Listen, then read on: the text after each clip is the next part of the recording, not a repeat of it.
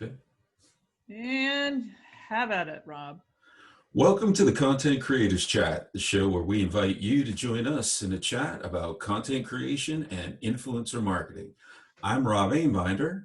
And I'm Kristen Docus. Today we have the pleasure to welcome Jason Falls to the Content Creators Chat. Welcome, Jason.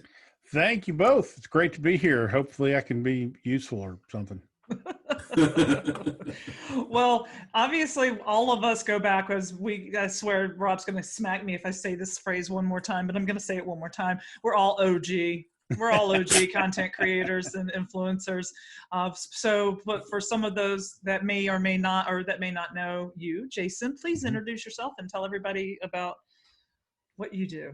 Well, sure. Jason Falls. I'm based in Kentucky. I work at an agency called Cornett in Lexington. I live in Louisville. I've been in and out of the agency space. I was at Cafe Press for a while. You know, from a day job perspective, I've been at a couple of different places, a couple of different angles. But probably most people in the influencer content creator space probably know me from building my old blog, Social Media Explorer. Years ago, which I sold to a business partner years back. I don't have that anymore. But at one point, it was one of the top marketing blogs in the world, and I helped businesses and brands figure out social media for about 6 or 8 years. Wrote a couple of books. I was one of the early social media influencers. I guess we didn't call ourselves influencers then, and I don't necessarily call myself an influencer now. I'll let other people call me that. But I was one of the early adopters on Twitter, had a lot of followers on that platform when it was, much more relevant and engaging than it is these days. But yeah, I've spoken at a bunch of conferences and just try to help people figure out how to do social media and digital marketing, and then influence marketing is a byproduct of that. And I'm an old PR guy by trade, which I consider influence marketing too. So That's kind of one of my specialties. Nice. What are some of the biggest challenges that you've seen in the past 5 years? And that 5 years seems like a lifetime, but in the, within the past 5 years as it relates to influencer marketing, because it is vastly different. And this is a conversation Rob and I've had, vastly different than when any of us began in it. Yeah, when we started in this space, we probably called it blogger outreach or something like that. We didn't call them influencers then. I think I even remember the days when we called people mavens. So I mean that was a long time ago too. But essentially, the democratization, social media has democratized media, right? Anybody can now publish, and unfortunately, that means everybody does publish, and most of it's crap. But the ones that stand out as signal from the noise, create an audience for themselves away from other traditional media, outlets and ways to build audience. And so they become little media publishing houses with an impact and influence in their own right. And so that might be that you have a lot of followers on Twitter, or you have a certain amount of impact or influence with a small number of followers on Twitter, but that might also extend to YouTube or Instagram or your blog, or you just have an active Reddit account. There's lots of ways to kind of quantify it and qualify it.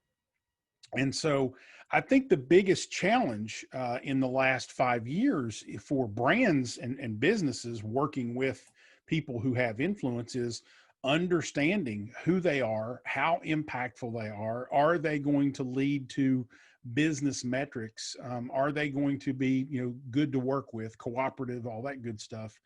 And the biggest challenge, I think, for the content creators out there has been being able to connect with brands in a relevant way, who will want to use them for that type of thing. And so I think that's been the biggest challenge, is that math of which influencers are going to be useful and powerful for us, and which brands can I prove that I'm useful and powerful for.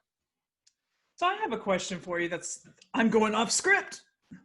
It just made me think of it. When you're working with companies and brands to do influencer marketing campaigns, do you find that they are, whether they go through an agency, do you find that they are getting more of their influencers by their own accord, or are they using some of the influencer marketing agencies? Well, I mean, there's a half a dozen ways to do this. I work at an agency that has some very large clients that devote a large amount of money to influence marketing, and very smaller clients who don't devote any money at all to influence marketing, and everything in between. And so, because I work at an agency, I see it from a bunch of different perspectives. For instance, I've got one brand who's like, we want to devote a certain amount of budget to influence marketing. We would like to find enough influencers to reach a certain number of people. And so, with that brand that has a little bit of a budget, I'm going to go to an IZEA or a Maverick or an influence marketing platform, a managed service where I've got resources within that company that are going to help me identify the right people. They're going to put paid spend behind certain influencer posts to, be able to reach impression goals and things like that. So it's a pretty high level of influence marketing engagement and management. But then there's other brands that say, hey, we don't have a big budget. We don't have money to pay influencers, but we want to do something to engage influencers, let's say on a local level. So then I am like literally manually going through Instagram, trying to find people within a geographic region or within a certain topic area and say, hey, this person has 4,000 followers, which is not a whole lot in the grand scheme of things, but they have 4,000 followers and they only write about Lexington, Kentucky. So that's who I'm trying to, connect with. So then I'm reaching out to them manually and saying, hey, I work at Cornett and we work with this client and we're doing something here locally. And hey, can we, trade some product for, you to engage with us? Or how can we do a partnership where, you learn more about us and then, share that with your audience. And so we try to find relevant ways to do it that way.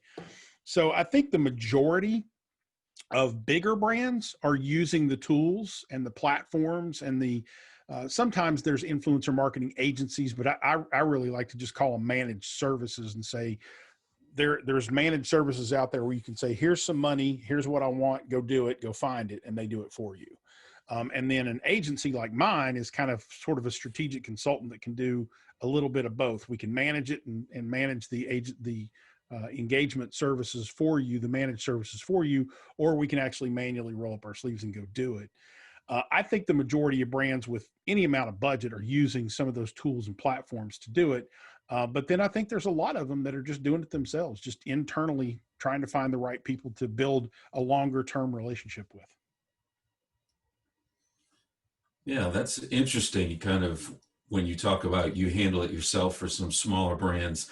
I had an experience where someone reached out to me just based on hashtags I used on Instagram. It just happened to align with what the business was trying to do.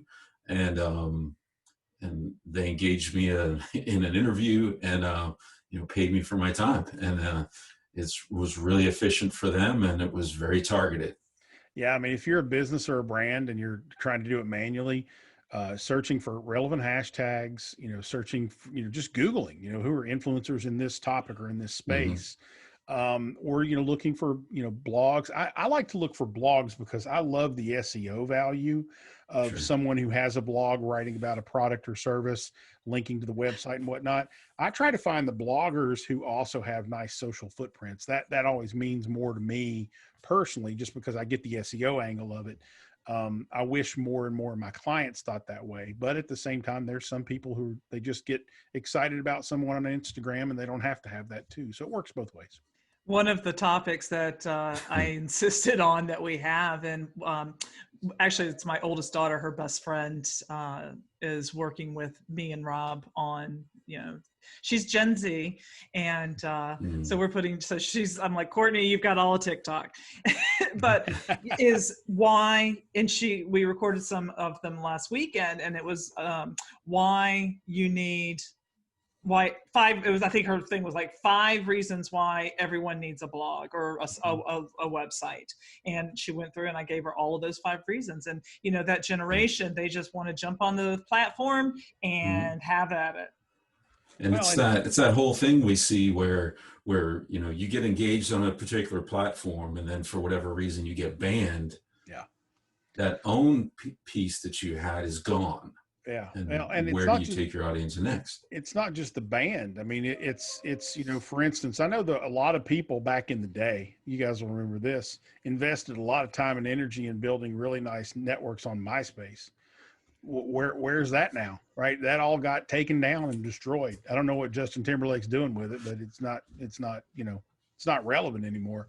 So you're putting your eggs in somebody else's basket and they have control of the basket. That's exactly So right. having that website, that blog, that hub somewhere where you can tie your social content together and give people a place to go find it, but then something you own that you can build, that you can curate. I mean, if I have a relationship with a brand over time as a content creator, and I have that archive of that relationship and those inbound links and outbound links, you know, to and from them on my website, then I've got something that I'm always going to be able to own as long as I keep paying my server fees and my domain fee, then I'm good. And that doesn't cost a whole lot of money. Mm. I guess if we take that to a logical extension, to give some advice to an influencer, either new or seasoned, what's one piece of advice you'd give them, and what would it be? Create great content. It doesn't matter how many brands you work with. It doesn't matter if you ever make money doing this. If you're not creating really good, compelling content, you're not going to build an audience. So you're not going to be successful. The content and the value that you deliver to the audience you want to try to deliver it to has always got to come first. If you're not doing that and doing it right and doing it well, nothing else is going to work for you. The dominoes will not fall in the right direction. The brands, if I'm looking at you as a content creator for one of my clients, I'm going to look for, do you create content consistently? Is that content consistently good? Do you consistently get good engagement and interactions with your audience? If you can nail those three things, I don't care how many followers you have, because I can always take some paid money and amplify your posts if you'll let me. I want someone who can create really good, engaging content and do it consistently. If you do that, everything else will take care of itself. And it's so true. It's so true. Well, you know, let's go back to something you were just saying, you know, talking about, so, you know, back in the day, it was always the number of page views. Your page views was a super, super important piece of the criteria in order to be, and, you know, after a while, just, I wasn't producing content on my blog for a while, so I didn't even bother applying for many things. How important is that now, considering how many people are, you know, going more using other platforms, like let's say an Instagram. So you've got somebody that has, you know, 150,000 followers that are decently engaged, but they've got, you know, their page views on their blog, if they have one, are really low. Right. I think, you know, it depends, because if the goal of the influence relationship is to create that long form content on a blog or a website and not necessarily on a social network, like if you're doing a really in-depth product review, or you know, you've gone on a trip with this brand or this company and you're trying to tell a big long narrative about the trip and all the things you learned, then the primary piece of content is going to be a page or a post on your website, and that is going to require page views is going to be relevant there. But I would say that page views then and now, just like impressions on Instagram then and now, is not as important to brands anymore, because again, I go back to, if the content is really good, if you have 2 page views in a given month, but the content is really good, I can take a few $1,000s, a few $100s out of my budget, and I can put paid spend behind driving more page views to that good content. The content comes first. The page views you can manufacture, the impressions on Instagram and crap you can manufacture.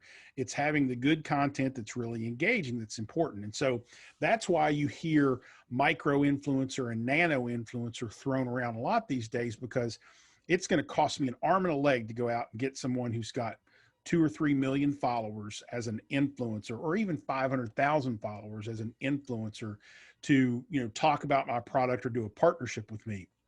If I've got someone who's got 2,000 followers, but the content's good and it's going to resonate with the people I want it to resonate with, I can take a third of what I would have spent on the 500,000 follower person in paid spend behind that 2,000 follower person, and get what I need out of it in terms of impressions and whatnot. And it's more authentic. Yeah, very much more authentic, especially, again, the content is ultimately the key. We've said content is king for a long time, and it really is. If you know how to create that really good content, everything else is going to fall in line for you. You're going to be in good shape. And you're stewarding your client's resources much better, Heck yeah. way more targeted fashion. I actually had recently did a campaign from the influencer perspective. So my little humble, marketing niche, I've got a few followers, and it just so happens because I'm in Kentucky and I was an early adopter, I've got a lot of followers in Kentucky. So for Kentucky based things, sometimes these companies will reach out to me and say, hey, we're working with a brand that's targeting Kentucky consumers. Would you be interested in it? And if it falls in line with something that I believe in and that I'm doing, I'll do it, even if it's outside of the marketing space. I recently did one of those campaigns, and my Instagram feed, I mean, I only have about 3,000 or 4,000 followers on Instagram. And a lot of it is just the different bourbons that I taste. I don't really do a whole lot of marketing stuff there. It's more bourbon and booze related stuff. And sometimes sounds like our kind of place. Yeah. Sometimes pictures of my kids. It's me at the bar at the end of the day. That's what that is. But so this thing was not bourbon related necessarily. It was actually more of a social awareness kind of thing with masking and making sure you're, masking up for to prevent COVID. And so I'm like, yeah, I'm all behind. I'll do that all day. So my typical like impressions on Instagram is like, maybe 1,200, 1,500. I was driving 2,700. I drove on this one post. I drove 2,700 engagements, not impressions, engagements. But it was because they knew the content was good. It delivered the message. It was engaging. They knew I was going to actively engage in the comments as well, which is going to drive the engagement numbers up. So what they did is they paid me a little bit of money to do the post, and then they took a couple grand and put paid spend behind it to amplify it. And so unfortunately, because that particular issue is a little on the political spectrum for some people, there's a lot of back and forth in the comments that are not too fun to deal with and a little bit negative, but the engagement numbers are through the roof because I'm in there engaging with it and they put it in front of a lot more people. Cool.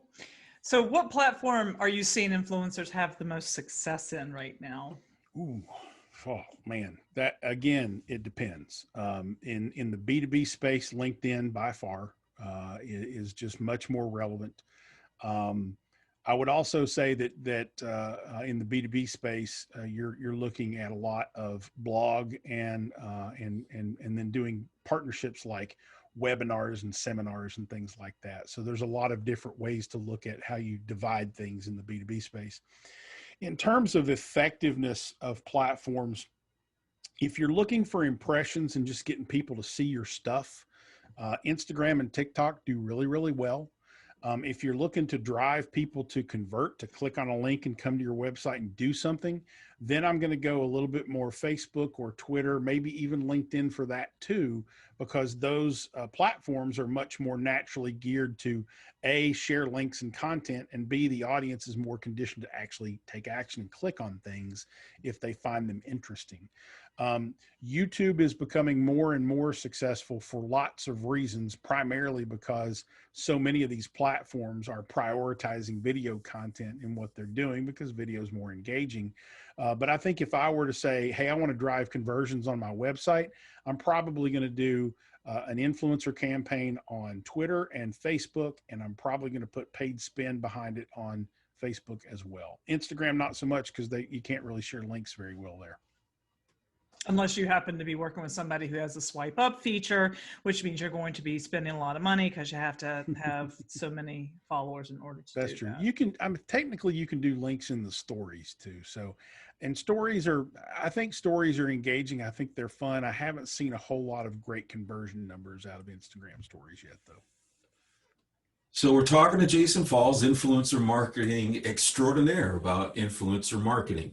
For our next question, what can brands do a better job at with their influencer marketing efforts?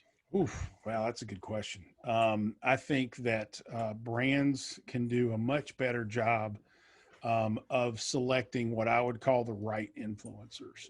I think brands still are too fascinated with follower counts and not taking that content quality, and engagement quality into to consideration when they're picking their influencers. They look at more at potential reach as opposed to actual reach. And so potential reach is, hey, the number of followers added up, we could potentially reach 19 million people with this. But again, that 19 million people, if you're looking at impressions and awareness, you're looking at a number that you can manufacture. You can take budget and put behind someone that doesn't have a big following, but creates really good content. So I think being more selective and creating relationships with better quality content creators is the first thing they could probably do.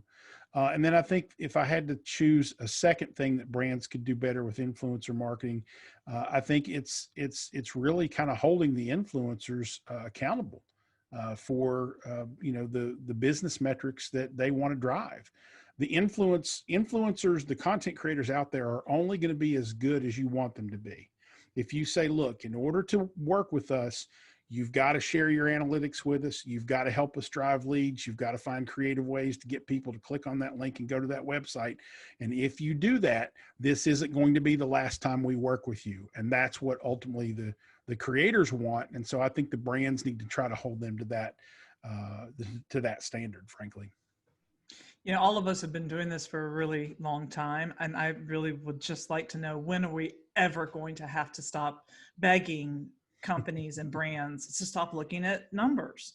I mean, we've all been educating these people for over 10 years on it's not about the number of followers. Well, you got to remember, we're talking to, entrepreneurs and CEOs and people at companies whose entire life is, I want to be Jeff Bezos, right? They want, to have $18 billion in their bank account. The world we live in is one of those, if you have more than the next person, you're successful. And if you don't, then you're not, which is stupid thinking and short-sighted.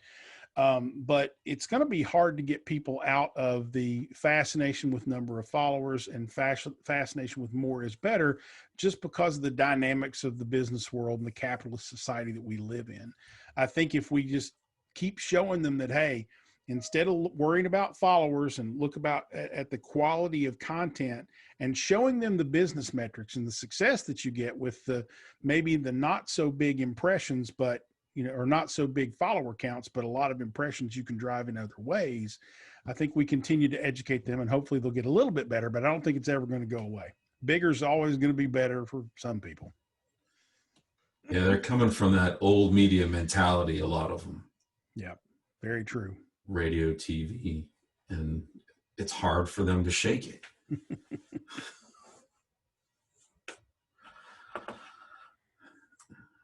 As we have a pregnant pause. Come on, Rob, read your question. Hurry up. Chop, chop. Well, no, I asked the last question. Oh, did you? See, yes, no, I did. No, because I came up with a rhetorical one afterwards. Okay, it's not so let's tracking so well.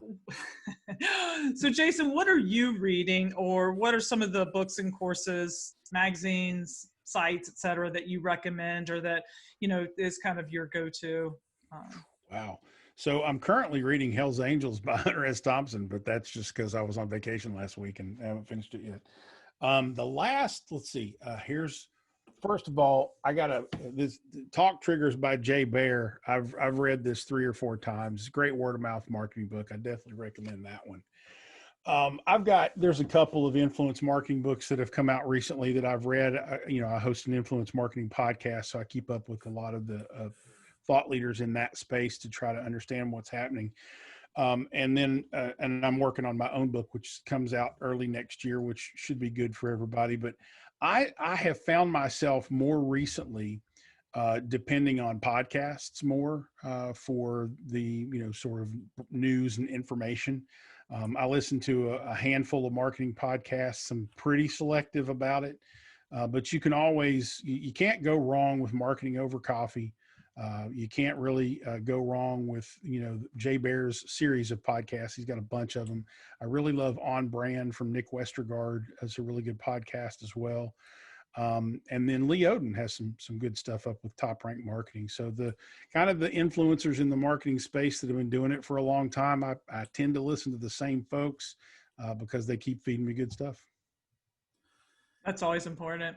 Yeah. So we'll definitely be putting we've got about 5 minutes left, and we will put all of your contact information in there as far as getting in touch with you. But you're like me and Rob, you're branded by your name. Yeah. So why don't you let everybody know where you are? And Sure. again, like I said, I'll be putting them in the show notes. But Sure. I'm and also, actually, let me interrupt.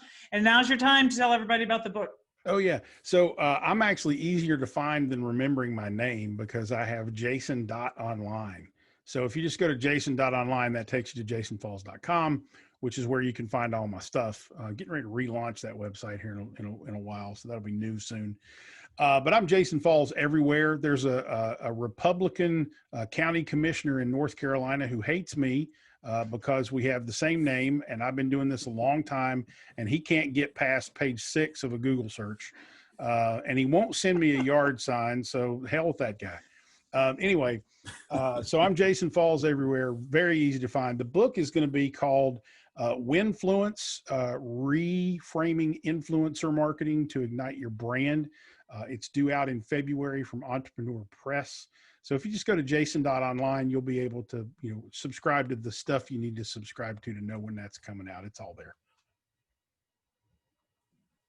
All right. All right. You ready to close this up, Mr. Einbinder? Absolutely. Thanks for joining us, Jason. And don't forget to get online to contentcreatorsconference.com and grab your ticket. And you'll happen to hear more from Jason Falls and other influencer marketing experts that will up your influencer marketability. Thanks for joining us. Have a great week, everybody. Thanks, Jason.